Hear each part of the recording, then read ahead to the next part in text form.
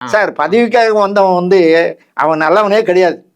பதவிக்காக போகிறான்னாக்கா அவன் நல்லவனே கிடையாது சார். பதவி இல்லாமல் தொண்டனாக இருந்து வேலை செய், அப்போ ஏற்றுக்கிறோம். நீ வந்து ஒருவே நாங்கள் பதவி கொடுத்துருவோம் அப்படின்னு நீங்கள் நினைக்காதீங்க.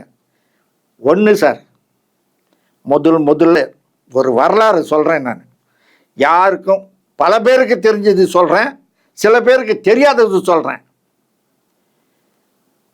அனைத்து இந்திய அண்ணா திராவிட முன்னேற்ற கழகத்துக்கு அந்த கட்சிக்கு வந்து துணை பொதுச் செயலாளராக நாஞ்சில் மனோகரன் இருந்தார்.